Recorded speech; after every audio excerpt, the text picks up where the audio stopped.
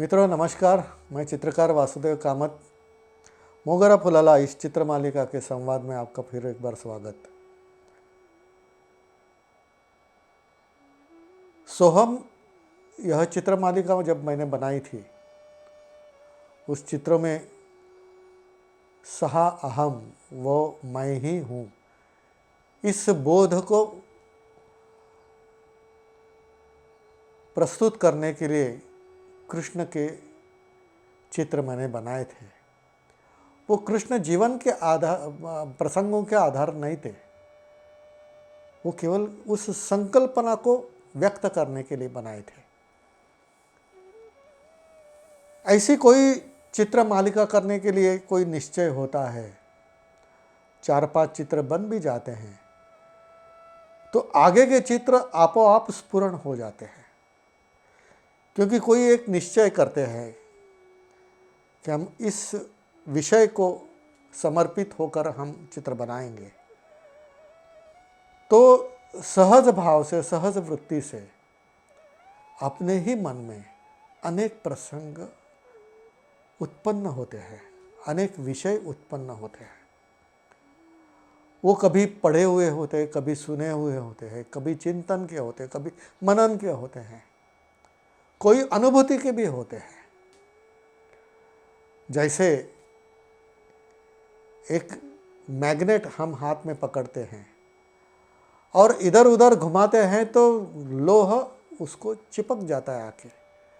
तो उसी प्रकार हम जब एक विषय को समर्पित होकर, भाव होकर काम करना शुरू करते हैं तो ये अनुभूति में आए हुए सुने हुए प्रसंग आपको प्रेरणा स्वरूप लगते हैं, प्रेरणा देते हैं।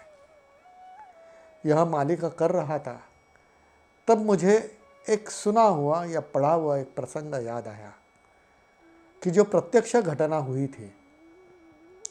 सुप्रसिद्ध बांसुरी वादक हरिप्रसाद चौरासिया, उनका बांसुरी वादन जहाँ होने वाला था, उस कार्यक्रम में मंच पर पु ल देशपांडे मराठी साहित्यिक उपस्थित थे और उन्होंने उस कार्यक्रम के निवेदन में या अभिप्राय में अपना मनोगत जो व्यक्त किया, उसमें उन्होंने बताया कि द्वापर युग के भगवान कृष्ण सचमुच में यहाँ अवतरित हो जाए तो मुझे लगता है कि आप जो सामने बैठे हैं वो उनके दर्शन के लिए सब दौड़ जाएंगे। और थोड़ा सा पॉज लेकर आगे वो कहते हैं कि लेकिन बांसुरी सुनने के लिए आप हरि जी के पास ही आएंगे। लोग तालियां बजाते हैं। ये उनकी तपस्या का, उनके बांसुरी वादन का, उनके कला के वैभव का एक सर्टिफिकेट था जो उन्होंने पु ल देशपांडे ने व्यक्त किया। तो ये कथा भी मुझे याद आ गई और सचमुच एक मन में कल्पना आई कि पु ल देशपांडे जी ने जो हरि जी के बांसुरी के बारे में बताया, यह सचमुच द्वापर युग के भगवान कृष्ण ने सुना होगा और उनको लगा होगा कि सचमुच हरि जी की बांसुरी सुननी चाहिए। तो एक मन में विचार आया कि कृष्ण स्वयं हरि जी की बांसुरी सुन रहे हैं और वो हरि जी की बांसुरी सुनते हुए हेडफोन लगाए हुए बालकृष्ण मैंने यहाँ दिखाए। आप सभी को भी ये चित्र देखते समय लगा होगा कि भगवान कृष्ण द्वापर युग के और उनके हेड पर सर पे यह हेडफोन क्यों लगाया है। इस चित्र का शीर्षक ही था कि हरि जी की बांसुरी, कि भगवान कृष्ण स्वयं हरि जी की बांसुरी सुन रहे हैं।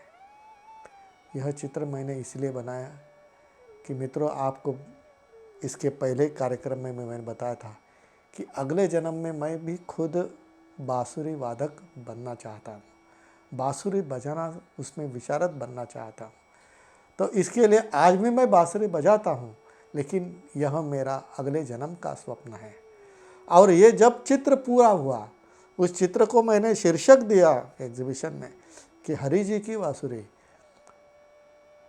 तो मैंने निश्चय किया कि यह चित्र मैं स्वयं प्रत्यक्ष रूप में हरि जी को समर्पित करना चाहता हूँ।